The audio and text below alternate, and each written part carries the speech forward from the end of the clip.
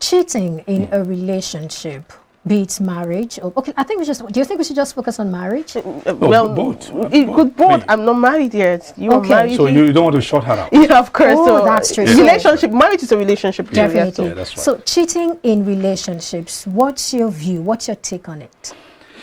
Well, I think it's a break, it's a downer, if you will, because when you are committed to someone in a relation, a partner, you're expected to be of bad behavior, best conduct, and all that, because somebody who has given his word to say, I am committed to this relationship. You have built a bond. It's like you have submitted your independence to that person, and vice versa, right? But so when one of the partners cheats, what it means is that you're not committed to the relationship. Because out of all, if for instance a lady cheats, out of all the men in our society, you zeroed in on that man and accepted the man's proposal to be with you. And what you have done in essence by default is that I am with you. All right, my body and my soul are for you. So I have no other thing to do outside here, because like you are building a hedge or building a fence around both of you. That fence keeps you in. So the fence has no access to other people outside that fence have no access into the interior that you have built around yourself. So if you have cheated, which means you have given the key to an outsider to have access to that fence we have built for yourself. What you have done is that it's like you allow a thief to come in to steal what belongs to somebody else. Same thing opposed to a man. If you have committed to a lady or a wife or so, and then you are still cheating, then it means that you are not mature, because anybody who's mature knows that there's a commitment in between both of you, and that commitment needs to be respected. So if you have cheated, it means that you don't respect your partner. It means that you have no full commitment in that relationship. Relationship is supposed to be a bond, bring it to put together. As I said, you bring in what you've got. The center has pulled you back, both of you together. You remain in that center, and you have common. Common front, common everything, common shared values, shared interests, and all that. Yes, please. You're not supposed to share the value outside that relationship. Exactly. So that's why I say when people cheat, they're not committed. I think that's just my thing to say. Before we go into this question of if you can take back a cheating partner, and as much as I believe that there's no justification for cheating, I would like to ask. No, there are justifications. Okay. Why do you think people cheat? Why do people cheat? Well, if you look, I may not call it justification, because it cannot be justified. Yes. Okay. Yeah. Because what we can say, what are the factors responsible? Okay. There are multiple factors, but I would narrow them to a few. Let's give maybe Mary and Charles, for instance, a relationship. Maybe Charles is I'm in the media, so I'm a public person, if you will. Then I have Mary, who, for instance, as I'm here, I have people who maybe ladies who admire me. Some of them want to say, oh, I wish I could be with this guy, Now it now behoves me to want to give in to such things, because I'm in the public domain, doesn't necessarily mean I have to misbehave. Okay. You want because I'm committed to someone else. Now, Mary might feel insecure to say this Charles is just ladies' man over there. Maybe whenever calls will come, people will say, oh, maybe people will just hail me, So she feels insecure. This man, how am I even sure that there's something in him for me? If we are not married, yes. Okay. So then, how about myself? I am not always giving her attention, so she feels unloved because I'm always there, here and there. When I'm busy. I don't give her that. Every woman, whether I like it or not, every woman deserves attention. They always like to be attended to. For instance, I give you an example. I shared it on the social media, and for about 5 days the tea trended. My wife did a hairstyle. I personally call it a color separation. This one she had a haircut, and then they had these different colors in it. It was very beautiful. I didn't see that hair. You didn't see it? I didn't see it. Okay. For 48 hours, I didn't notice the difference. Whoa. But she was angry. So are you saying that you saw there's no deep? Because I was very busy. Oh, wow. Then I had to be thinking of deadlines and headlines and all that. So I now put it on the social media. I put a picture. It was a very beautiful picture. I said, ladies and gentlemen, this was the color separation I failed to see in 48 hours. People came hard on me. Don't even do this. How could you say, where are your eyes? What did you do? It traded for about 5 days. Now, if we were not married, if a married woman who was supposed to have security now was feeling bad that I didn't see her hair for me, I'm sure she was flaunting it for you to see. She will walk there, she will go here, she will go here, she will go here. You understand? Yeah. So I didn't see it. Not I didn't see something, but I didn't notice it. Okay, go. I saw it, but I didn't notice it. She needed to be complimented. This hair is something has changed here. Something, even my own daughter is 15. The other thing she did here, he said, hey, can you say you are you good? Tell me you did not see that something has happened to my hair, even as small as she is. So it's natural for women to be noticed, not only noticed, to be appreciated, because the way God has wired them is that they have everything to do with beauty. So that's why they spend so much time to concentrate on beauty, while we concentrate on things that are more serious. For instance, if we're going to go out now, well, please don't fight me. I use it loosely. Okay. So if we're going to go out, for instance, now I'll give my wife maybe about 1.5 hours ahead of time to start preparing. She will take her bath 1 hour before I even. You understand? Because I know she will need extra care. But people will say, "Oh, you want to look beautiful for me?" No, not only for me, for the society. Because, for instance, I lived in Igbo land before. The way to judge a man that is well-doing in Igbo land is the wife. Correct. So if you see the wife, you know the husband is rich. A man of substance. Your attention leaves the wife and goes to, who is the husband of this woman, is taking care of this woman. That's the way it goes. Women want to be appreciated. So that's why I said first, if a woman feels unloved, she will feel insecure. Okay. Anybody who brings that love to her, who brings that care, who brings that, she will naturally feel flow with the person. Why do you think sometimes in the workplace there are blossoming relationships? A woman might have a wife at home, a husband at home, who doesn't even care about that. But you come to the office, you see a guy who takes you out for lunch. You say, man, Perpetua, this is a nice dress you're wearing. This is a nice hair. This earring, I must have cost a fortune. Oh, this is, you understand? You're beginning, something that your husband is supposed to do, someone else is doing it. So over time, if it continues to take you out, I'll give an example. There was a lady that she's a single mother. Okay. So my wife was not in town. I told her, I said, we had this award night we want to go to. I said, go. You know, you have a lot of friends you could go with. So I went with this lady, a single mother. You know, when we came to where we were, because a driver, one of our drivers in the office took me. So I came down. You know what I did? I opened my door to allow her go through my door. That's the right side. What they call owner's corner in Nigeria. So I let her go. When we got to the venue, you had a flight of stairs. So I held her hand to take her out, to go up. And so when she was coming down, I did say, open the door. And, you know what I'm saying? So I didn't know that I was looking for trouble. So they're seeing signs. I was looking for trouble. Because I just wanted to, because I was the one who invited her. I wanted her to feel at home. So possibly, I'm just saying, this is a conjecture. It's possible that no man treats her like that. So she naturally. So then I went to Benin. I didn't tell her I was going to be. She felt angry. Oh, you didn't even tell me we were going traveling. Well, I was not supposed to tell you. You know, when are you coming back? How are you feeling there? I hope you are eating well and not. You know. So that's to tell you that if she were in a relationship, she was feeling unloved.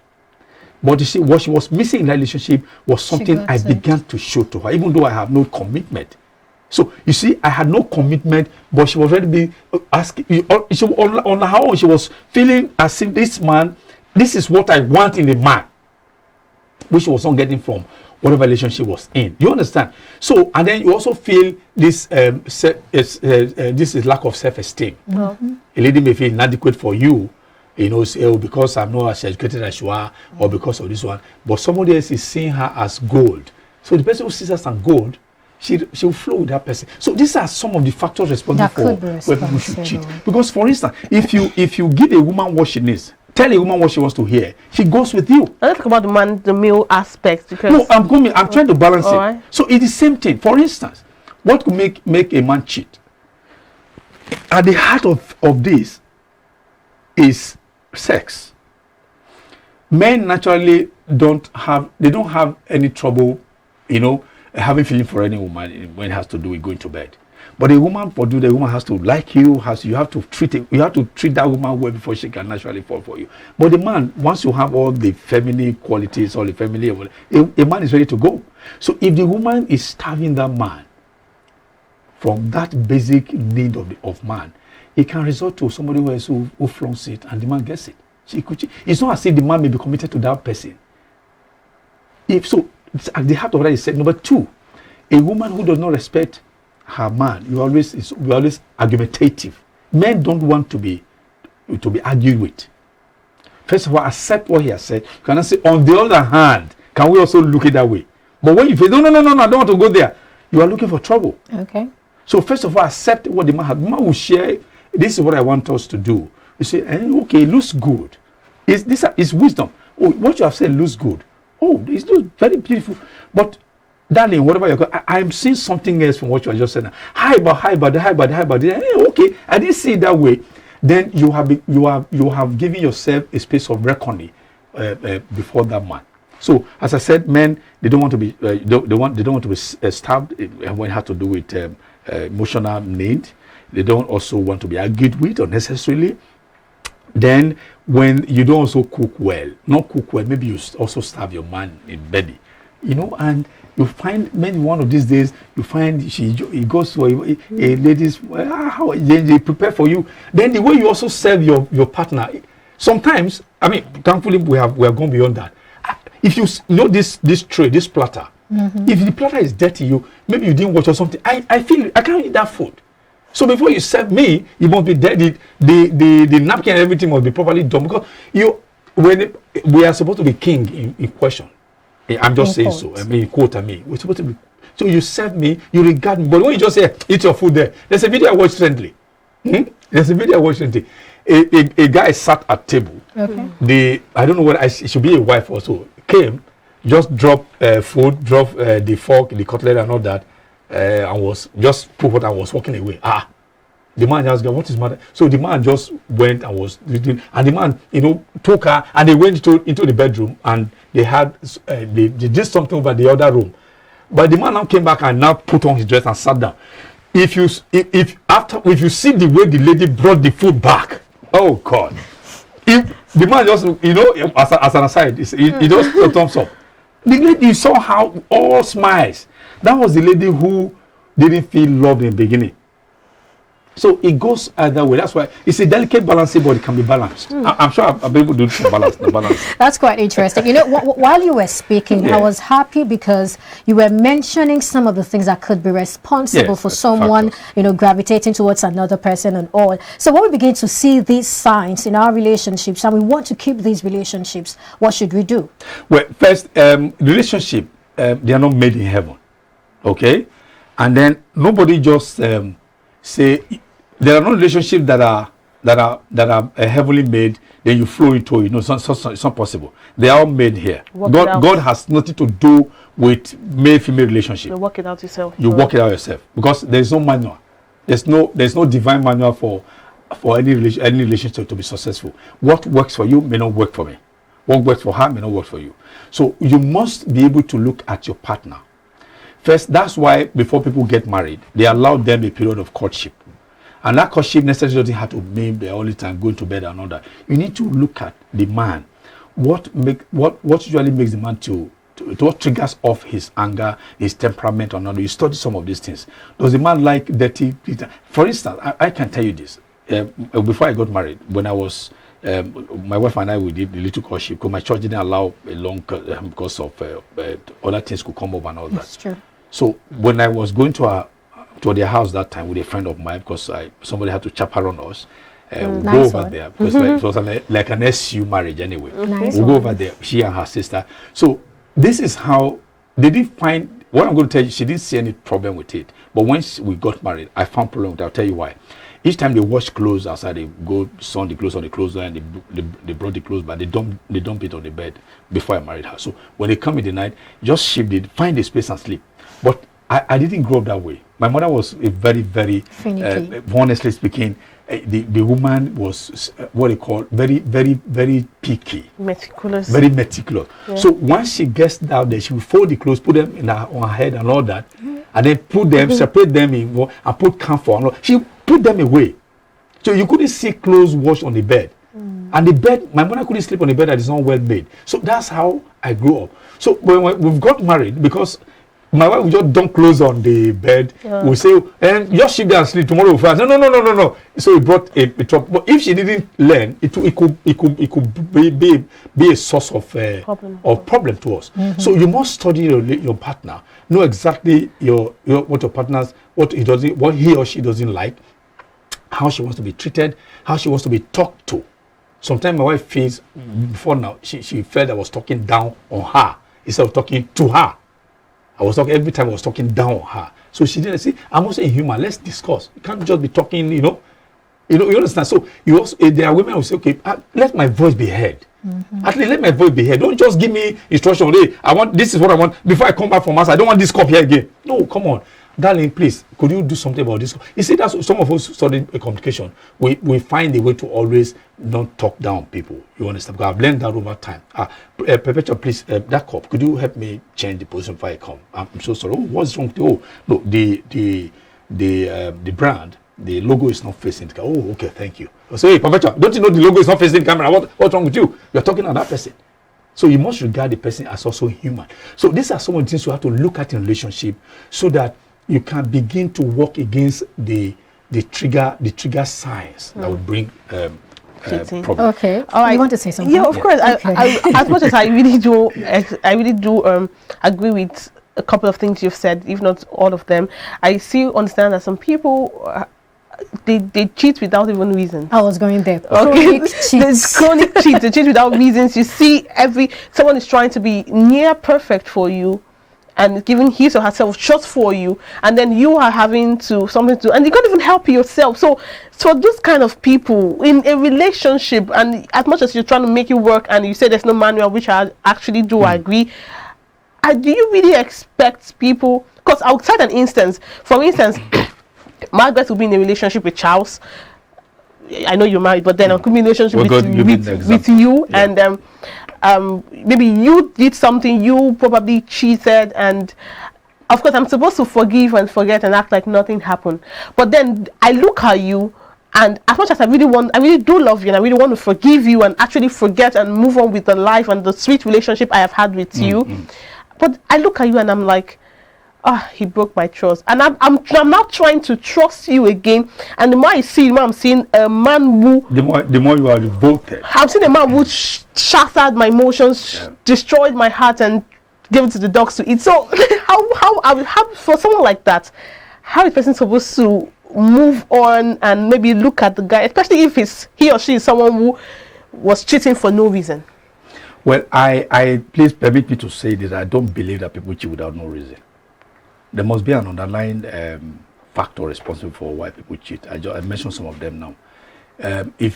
How could somebody just cheat and say he has no reason for cheating? Some people are naturally promiscuous. They are just promiscuous. They'll tell you variety is the spice of life. Promiscuity, for instance. Variety is the spice of life. That's what they say. Variety is the reason. Okay, for but I said for no reason. Okay. That's why I don't see. It's not a justifiable. No. Tenable reason. Now you are bringing an epithet into it. Whether it's justifiable, there's a reason. It's not tenable. It may not be tenable to you, but if it's not tenable to him or her, why did she or he do it in the first place? There are reasons for all actions, nearly all actions. But what I'm saying first is that when you find someone who cheats, either consciously or unconsciously, for no reason, as you say, or for other reasons, as you say, there is a problem. The problem is, as I want to hammer on this, that if you are truly committed to that relationship and to your partner, when the urge comes for you to do it, you always remember you. I'm on national TV. I have been tempted multiple times because, as I say, I'm a public person. I have both male and female friends. I've been tempted several times to want to misbehave.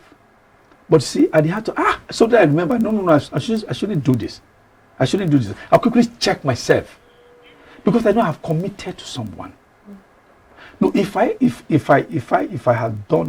go ahead to do it, what would I say? Now, let me tell you why I tell some guys why it's not very, very good cheating, because somebody's heart has been committed to that relationship. It's emotions. Emotions could destroy a man, could destroy a woman. If, just as she used us as an example, for instance, we are dating, she's a very beautiful girl and all that. Okay? Now she goes out to do it. I'll say, I check myself. What's wrong with me? Is there something in me that I look at, not me, Charles. I look at the mirror, Charles, now, what happened? What is it? So I will find myself becoming inadequate for her. Sure. So coming to the center will be a problem. I say, if she could do this once, she could do this second time, and she comes to say sorry, something just happened. That thing that happened, you could not check. I will be sure you check it again. So that's why I always tell people it is better not to do it, because if you do it once, you might do it a second time. Sure. I tell people, I say, look, this is it. If you are in a platonic relationship with a woman or a man, if you have not, both of you have not committed yourself to going to bed and all that, you have no picture to play back in your head. But once you have done it, you see those pictures of how you were in bed when you went to bed will always play back. Then it now brings hunger for that person. If, for instance, what both of you did there is not as good as what you do with your partner, that picture will always come to make comparison. If I were with this guy now, this guy would have treated me this way. I don't know what's even wrong with this guy. Say, look at him, he's so dull and all that. So there's something that will always be pulling you from there, from the center to the outermost part. Okay. These are the reasons why you should always be careful. You commit to a man or commit to a woman. If both of you want to end a relationship, end it on mutual grounds. Yeah. And face somebody you know you can. Some in the Western world, a lady will tell someone, I'm no more in love with you. I found somebody else. But here, because of our values, Africans, we can't also want the next person. All right, we do not have so much time, baby. Okay. Yeah. Okay, just one more thing, basically. In conclusion, what do you think? Is it a forgivable offense in a relationship? It is forgivable, but it's not forgettable. Okay. It is forgivable. I would have asked for more, but I think we should Yeah, just but not end it. forgettable. I don't think we have Not the time. forgettable. No, we don't have the time. It's a scar that remains there for a long time. It's difficult to have it completely obliterated from your memory. You only try not to remember it. But once in a while, if a lady cheats, for instance, you now see her talking to a man, your mind flies. Or if your guy cheats, you see him talking to a lady, your mind flies. It's always, who knows what they are talking about? That's the point I was trying to make. The fact that you even see the person and you have a kind of resentment. No, it may not be resentment, but you see that thing will say, I wish yourself. Only God know what they are discussing. It's a bit as we do that day. Anyway, let us leave it that way there. All right. That's how it goes. Thank you so much, Charles, for sharing your thought. And I would like to pick from the point he made. He said, if you know you can't be with this person, why not just end it on a platform? End it, and you don't have to hurt the next person's feeling, because move on. It's not a do or die affair. No. If you're not married, it's not even a do or die affair. If you know you can handle someone other than cheat, please just end it. All right. Thank you so much, Charles, one more time. And then that was Charles, the whole I like to call him a public affairs analyst, but in this aspect, I would like to call him. He did absolutely a love doctor. A love doctor. No, he didn't pay me money. We'll tell you when you're at the show. All right, we'll take a very short break now. When we come back, we'll wrap up the show with social media. Social media boys. So we'll be right back.